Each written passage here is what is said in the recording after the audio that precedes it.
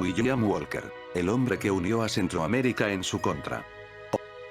Es hora que hablemos de uno de los personajes que protagonizaron uno de los hechos más lamentables del istmo americano, por lo que comencemos.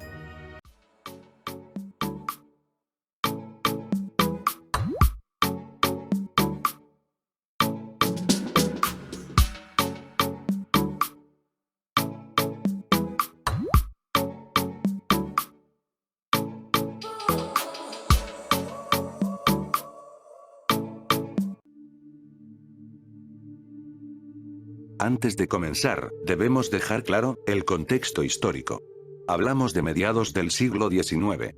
En Estados Unidos, la esclavitud aún era legal, y en los estados del sur, era más fuerte el comercio de esclavos, por lo que generaba un conflicto con los estados del norte, que no lo aprobaban. De ahí pasemos a la famosa teoría que se conoce como doctrina del destino manifiesto.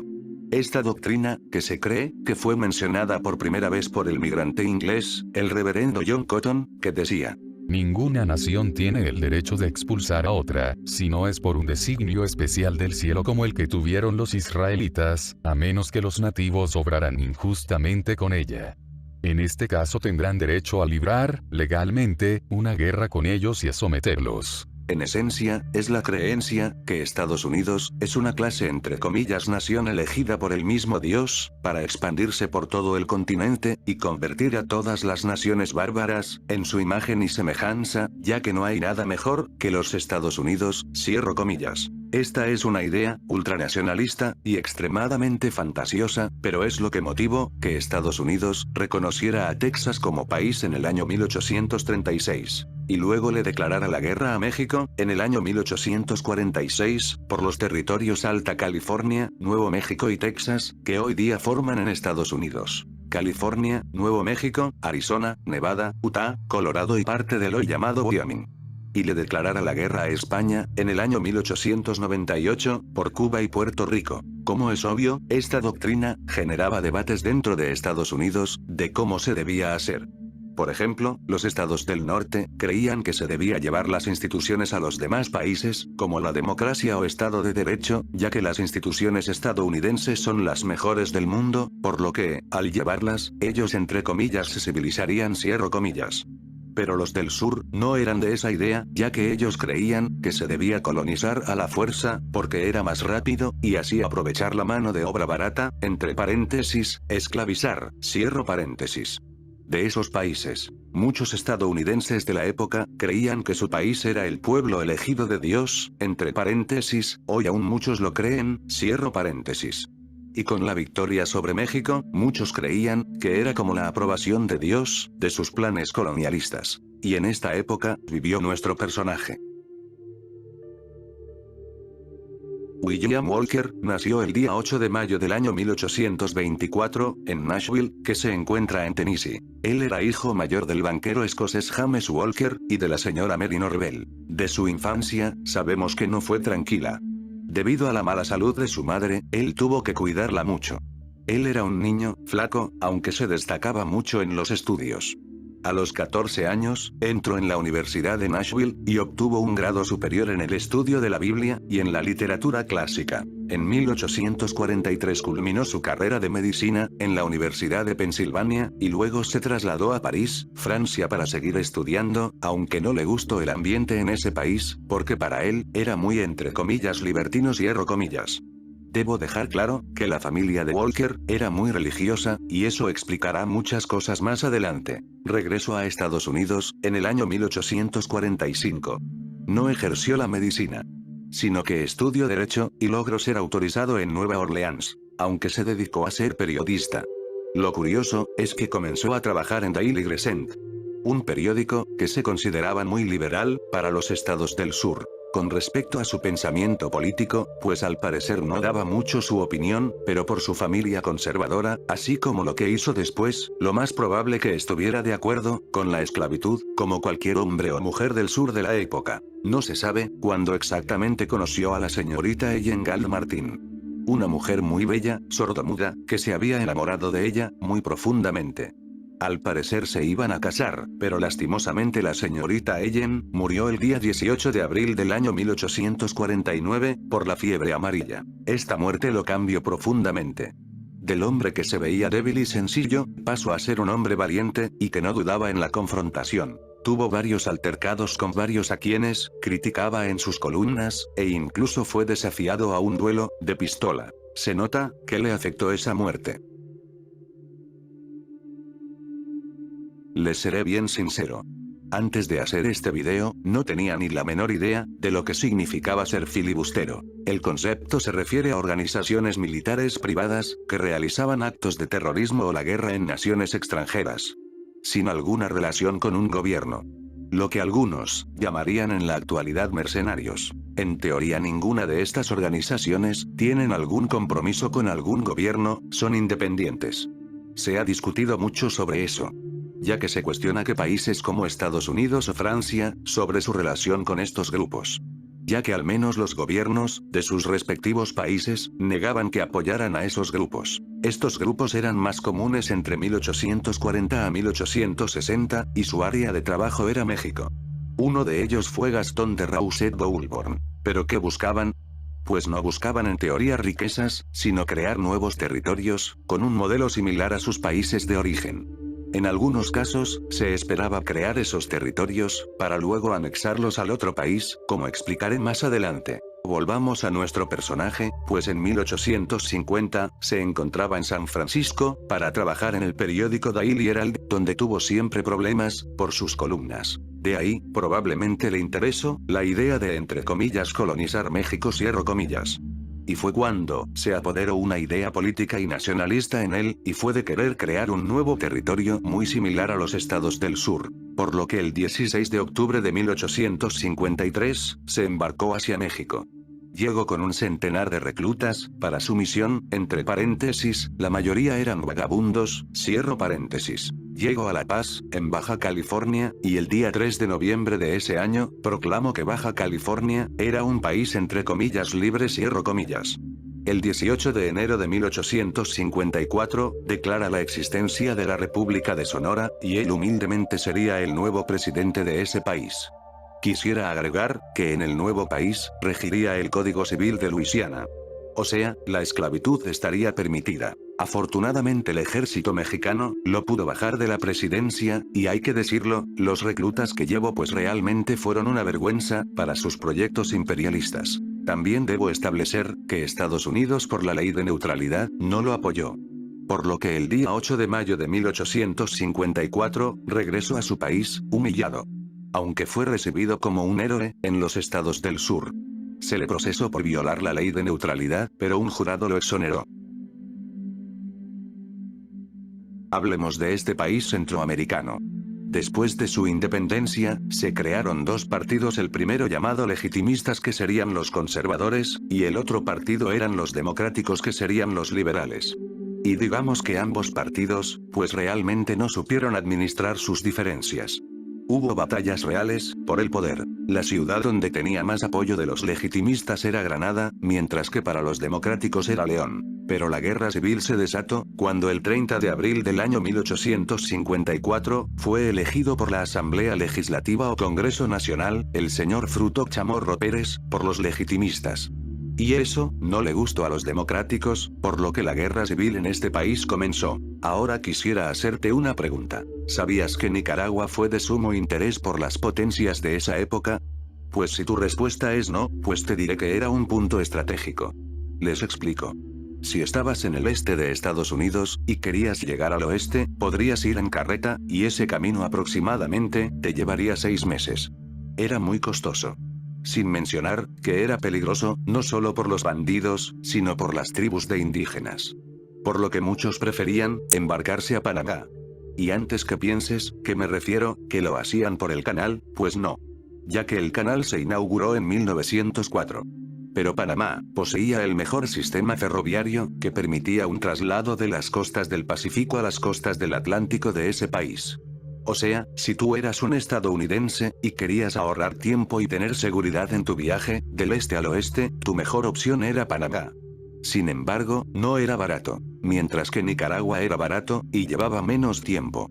Solo debías llegar al país, de ahí el recorrido comenzaba en San Juan del Norte, luego se navegaba por el río San Juan, cuyo destino era el puerto de San Carlos, que se encontraba en el lado oriental del lago Nicaragua, de ahí navegar, hasta la Bahía de la Virgen, que se encontraba en la ribera occidental del lago.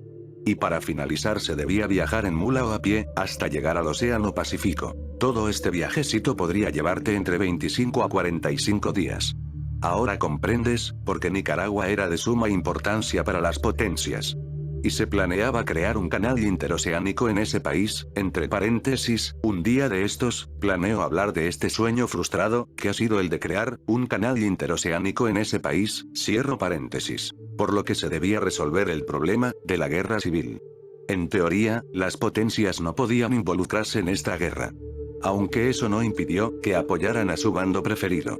Los legitimistas apoyados por el Reino Unido, mientras que los democráticos apoyados por los Estados Unidos. Muchas empresas estadounidenses llegaron a Nicaragua, como la Axory Transit Company, dirigida por Cornelius Vanderbilt, que era apodado como el Comodoro, que estaban interesados por el posible canal, y apoyaron a los democráticos, con dinero, esperando ganar contratos. Ahora volvamos, con el personaje principal de esta historia. Estaba en San Francisco, trabajando en el periódico comercial Advertiser, cuando su editor el señor Byron Cole, otro que creía en la doctrina del destino manifiesto, le habló sobre Nicaragua, y que se debía intentar entre comillas americanizar cierro comillas al país. Walker no lo dudó, y lo apoyó. Por lo que Cole viaja a Nicaragua, y se entrevista con el comandante de los democráticos Francisco Castellón, lo que produjo el Tratado Cole-Castellón, que era un acuerdo de llevar mercenarios filibusteros a Nicaragua. Pero por la ley de neutralidad, debían llegar como colonos, y una vez ahí, apoyarían a los democráticos. A cambio recibirían tierras o dinero. Todos parecían que iban a ganar en ese trato. Al menos eso parecía. Cuando se confirmó su contratación, Walker partió con varios militares, vagabundos, excompañeros de la campaña de México, y entusiastas por la aventura. Partieron el 4 de mayo de 1855. A su grupo, les llamó los Inmortales. Walker y compañía llegaron el 16 de junio a Nicaragua. Walker se enamoró de Nicaragua, pero pensaba que el país debía estar en manos de los hombres blancos. Por lo que planeó apoderarse del país. Él recibió el grado de coronel, y se le dio cierta libertad para actuar. A su unidad, se le conocía como la Falange Democrático. Por lo que el 29 de junio, inició la primera batalla de Rivas. Aunque la perdió, les hizo bastantes daños a las fuerzas legitimistas. Por lo que Walker y su gente tuvieron que retirarse a San Juan del Sur. Una de las estrategias de Walker era tener el control de todas las rutas de navegación, por lo que se comprendería por qué inició la batalla en la Bahía La Virgen, del 3 de septiembre, donde la ganó. Y eso reforzó su confianza, y la confianza que tenían los democráticos hacia él. En este momento debo hablarles de la personalidad de Walker con poder. Ya que como dice la frase, dale poder a alguien, y lo conocerás realmente como es. Pues con su gente, él era muy estricto. Debemos recordar que provenía de una familia puritana, por lo que tenía un fuerte control de lo que podrían hacer o no su gente. No permitía el saqueo de su gente. También debo decirles que él no reclutaba a la fuerza, como lo hacían los demás. Y a los prisioneros, los trataba muy bien. E incluso, ordenaba la curación de los heridos, del bando enemigo. Y al perdonar la vida de un hombre que le iba a asesinar, este le confesó que, en Granada, las fuerzas militares no se encontraban. Por lo que decidió atacar Granada. El ataque fue en octubre de 1855. El asedio a la ciudad solo duró 13 días. Al día 14, Walker toma el control de la ciudad. En ese momento, Walker se volvió el hombre más poderoso del país. El presidente era José María Estrada, quien debió huir del país a Honduras. Walker trató de negociar la paz con el jefe del ejército de los legitimistas, que era el coronel Ponciano Corral, pero este rechazó la oferta de paz. Lo que produjo un régimen de terror. Ya que Walker manda fusilar al ministro de Relaciones Exteriores del gobierno de Granada. Y amenazó con fusilar a más personas. Por lo que al final Corral aceptó la oferta de Walker. De ahí, se nombraría como presidente provisional al señor Patricio Rivas, y Corral pasaría al Ministerio de Guerra. Mientras que Walker se volvió el jefe de las Fuerzas Armadas. Por lo que eso lo vuelve la persona más poderosa del país. Pues realmente, no muchos confiaron en él. Y Corral fue la prueba de ello, ya que, a principio de noviembre del año 1855, fue detenido, porque se le encontró una carta, entre paréntesis, una forma elegante de decir que se violaba la correspondencia de los enemigos o sospechosos de Walker, cierro paréntesis, donde pedía ayuda al presidente de Honduras, para deshacerse de Walker. En algunas fuentes, dicen que lo hizo, para alertar el peligro de Walker a Centroamérica, mientras que, en otras fuentes, aseguran que lo hizo porque, él deseaba el poder. Sea como sea, Walker lo manda a fusilar el 8 de noviembre. ¿Pero realmente Walker era una amenaza para Centroamérica? Pues sí. Porque en sus planes, era volver Nicaragua, un país esclavista, y de ahí, como un dominó, volver a toda Centroamérica un solo país esclavista. Y de paso, intentar conquistar Cuba. Algo que Estados Unidos intentaría en 1898, pero eso es otro tema. Por lo que, para muchos, este hombre debía ser detenido, ¿pero por quién? Pues aquí debo decir varias cosas, que quizás a varios centroamericanos, no les guste, pero hay que decirlas. Primero, los países centroamericanos, tuvimos la buena suerte, que Estados Unidos, por querer tener una buena relación con Reino Unido, cumplió con su ley de neutralidad, o sea no apoyaron a Walker, e incluso impidieron que siguieran viajando personas a apoyar a Walker. Y eso motivó a muchos gobernantes de Centroamérica, plantearse la idea de declararle la guerra. Y el primero fue el presidente costarricense Juan Rafael Mora quien, en febrero del año 1856, fue autorizado por el Congreso, para declararle la guerra a Nicaragua. Hay debates, por qué lo hizo, muchos alegan que lo hizo, por temor que Walker lo terminara invadiendo, pero otros alegan que fue más bien, por interés de obtener territorio, que Costa Rica tiene conflictos con Nicaragua, ya que lo reclama como suyo. Sea como sea, la guerra comenzó, y el 20 de marzo los costarricenses vence al ejército de Walker, en la batalla de Hacienda Rosa. El ejército costarricense estaba al mando del comandante José Joaquín Mora Porras. Aquí debo decir otra cosa polémica. Los centroamericanos le debemos mucho a Reino Unido. Ya que, gracias a ellos, Estados Unidos, no quiso involucrarse en esta guerra, también ellos apoyaron financieramente al ejército costarricense. Obviamente, lo hicieron por sus propios intereses, pero hay que reconocer su ayuda. Los costarricenses, tenían el control de Rivas y Bahía Virgen. De ahí se produjo la segunda batalla de Rivas, el 11 de abril, donde el ejército costarricense, fue atacado por Walker. El soldado costarricense Juan Santamaría, sacrifica su vida, a incendiar el mesón, donde estaba Walker y su gente. Por lo que Walker, tuvo que huir de la ciudad. Aunque antes de irse, Walker, tira cadáveres a los pozos de agua, lo que produjo una epidemia de cólera, y muchos soldados murieron, lo que ocasionó, que el 26 de abril, una gran parte del ejército costarricense, tuviera que abandonar el país. No sé cuándo se le vino la idea de ser presidente, quizás fue cuando se dio cuenta, que Estados Unidos no lo apoyaría, o cuando los legitimistas, rompieron la tregua de paz. O cuando los empresarios estadounidenses como Cornelius Vanderbilt, dejó de brindarle su apoyo económico, por temor a sanciones por parte del gobierno estadounidense, por lo que su causa comenzó a escasear de recursos financieros. O quizás, porque Costa Rica, lo podría vencer, y se iría su única oportunidad de ser presidente. No sé, qué motivo a ser presidente de repente, pero lo que, sí sé es que en junio comenzó a presionar a Patricio Rivas, para que convocara elecciones, pero este temió, que Walker, lo mandara a capturar, por lo que tuvo que huir con todo su gabinete, a Chinandega. Por lo que Walker anuló el gobierno, y puso a la marioneta de Fermín Ferrer como presidente provisional de Nicaragua, el 20 de junio. Por lo que en teoría Nicaragua tenía 3 presidentes, uno era Ferrer, el otro era Rivas, y el último era Estrada, quien, aunque estaba exiliado, seguía siendo presidente. De ahí Walker convocó elecciones presidenciales el 29 de junio. ¿Y adivinen quién ganó? Obviamente que Ferrer, jajaja, solo en los sueños de Ferrer. Porque ganó Walker, por una gran mayoría, y cuando digo eso, me refiero que hubo tantas irregularidades que el New York Times publicó del descaro de esas elecciones. El 12 de julio Walker fue juramentado.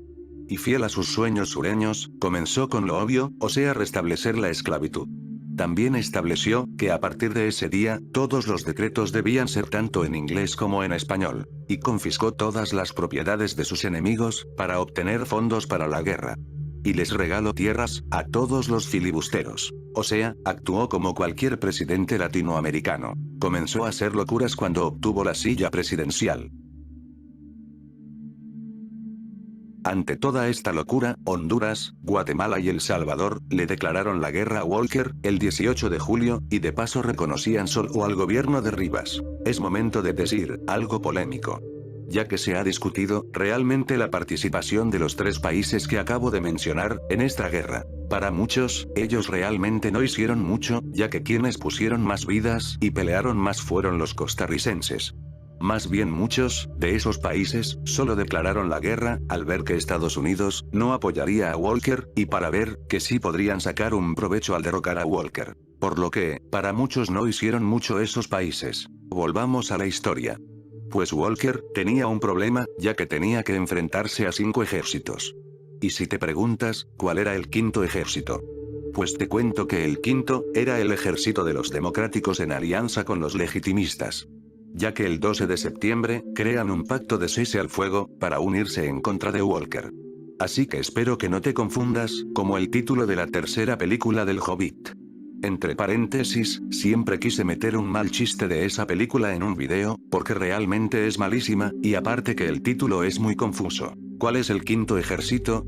Bueno, creo que me desvié del tema, cierro paréntesis. El 14 de septiembre del año 1856, se produce la batalla de San Jacinto, donde él perdió, y tuvo que huir a Granada. Y antes que se me olvide, quién era su editor, y lo embarcó a toda esta locura, Cole, murió en esta batalla, cuando trató de huir. A finales del mes de noviembre, los costarricenses volvieron a la batalla y lograron obtener el control del río San Juan, a finales de diciembre, por lo que impedía cualquier clase de ayuda que proviniera por el océano Atlántico. El asedio a Granada solo duró 15 días aproximadamente, y Walker ordenó que se destruyera la ciudad más emblemática del país. Por lo que antes de irse, un hombre de Walker puso un cartel que decía: "Aquí estuvo Granada". A finales del año, Trinidad pasó a ser controlada por los costarricenses. Y al quitarle las rutas de suministros, Walker debía comprender que no duraría. La deserción fue normal, ya que el carácter de Walker no contribuyó que sus mercenarios le fueran leales, ya que debían huir a la selva, sin provisiones, siendo casados, y con poca ropa. Por lo que, muchos lo abandonaron. Ya para marzo del año 1857, era obvio que Walker ya había perdido, pero él se negaba a aceptar ese resultado. Finalmente, Walker se rindió, el día 1 de mayo del año 1857. Ante el capitán estadounidense Charles H. Davis, del barco St. Mary's. Y el 5 de mayo, volvía a Estados Unidos. Aunque para muchos, hubo un problema. Y es que Walker se rindió ante un capitán extranjero, y no ante las autoridades centroamericanas, agregando que, en su rendición, no establecía no volver a intentar conquistar Centroamérica. Y como veremos más adelante, esa pequeña cláusula hubiera sido bueno ponerla. ¿Cuántos centroamericanos murieron? Ni idea, porque no hay cifras que nos puedan dar una idea. Mientras que se calcula que murieron casi 1000 filibusteros. Pues Walker fue recibido como un héroe, el 27 de mayo de 1857, en Nueva Orleans. De ahí, busco culpables del fracaso de su gobierno, y justifico por qué la esclavitud era necesaria en Nicaragua. Pero jamás perdió el sueño de volver a Nicaragua y ser el futuro emperador de Centroamérica. En noviembre de 1857, partió a Nicaragua, con 270 hombres, pero fueron interceptados por el gobierno de Estados Unidos, e impidió su paso. Pero Walker no era un hombre que se rindiera, por lo que, en Estados Unidos, hizo colectas para su tercer intento, y recibió apoyo de los esclavistas del sur. En 1858 lo intentó de nuevo, pero fracasó, como el intento del 1859. En este punto, ya quedaba claro que Walker no estaba en sus cabales, pero lo curioso es que siempre lograba conseguir hombres para sus aventuras.